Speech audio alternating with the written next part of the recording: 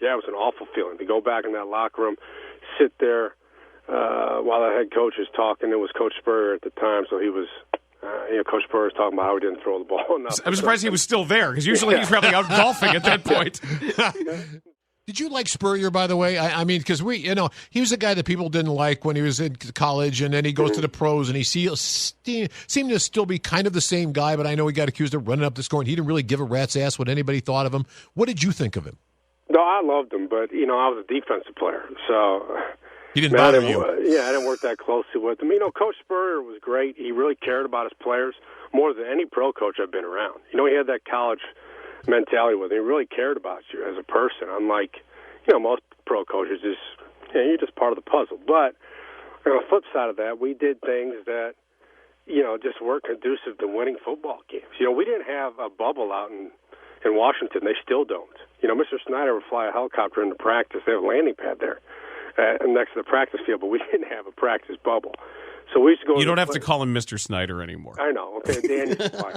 And we used to have when it would rain out. If it rained out, we didn't practice. So we would go. We'd go to this place called the Spurrierdome. We call it indoor soccer field. It was about 50 yards long, about 30 yards wide, and we'd just have a walkthrough instead of practice. And I remember one time looking over there. This is during practice. We're doing defensive walkthrough against the scout team. The offensive wide receivers over there on the other field playing soccer during practice. The ball coach is just standing there.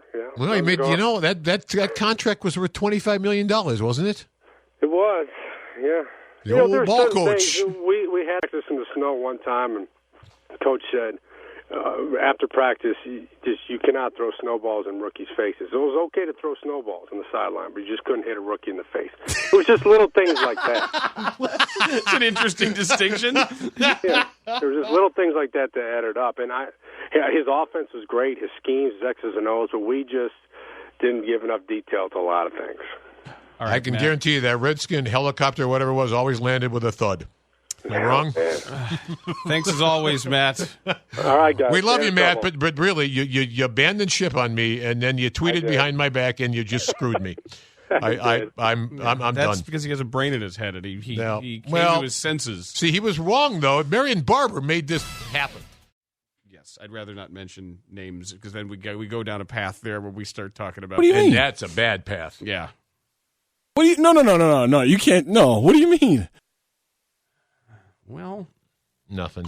Let it go. Got to let that one go. I'm gonna let it go. I kind of do. Time to take a break. We're gonna take a break here and go away and really everything that you said on this show today. Well, I would say this. There was at least one working here as a local reporter for a larger stationed here. Oh, I know what I mean, but who later lost a job because of it. Come on, you guys are biting your tongue for that? Do you mean George? No, not George. It's not George.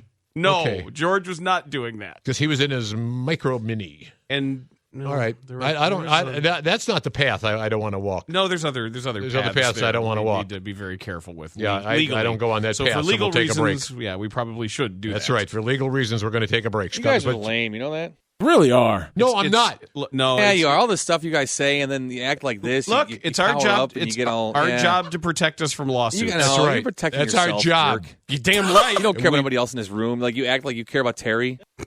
Self-centered no, I don't. jerk. How do I act like I care about Terry? No, he really doesn't. Yeah, are you part of the chosen people? Are you favored? Why don't you answer that, jerk? Yeah, he was 8-5. Chalk player. Yeah, chalk playing little bitch is what he is.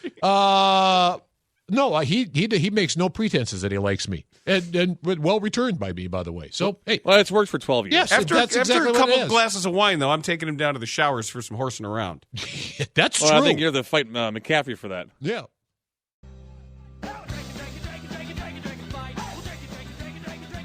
To the holiday party. Yeah, that's what's going on tonight.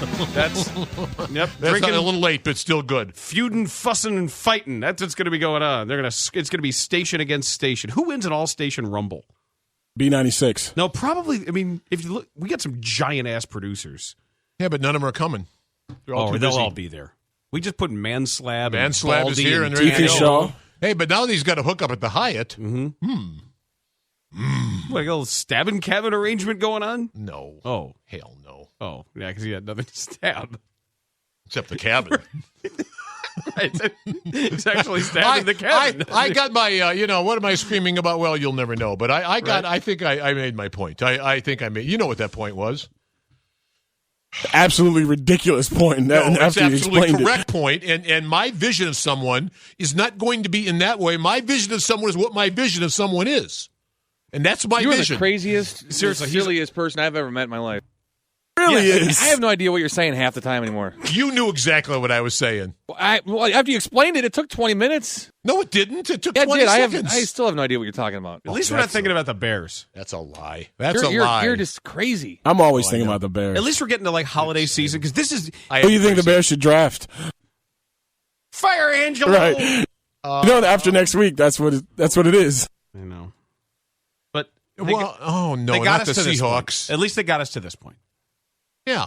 They carried us. They carried us to this point. They brought us to the threshold. To basketball. And dropped you. And they took you to the threshold and they dropped you. And it's holiday time when the show gets weird anyway and Terry gets Christmas drunk.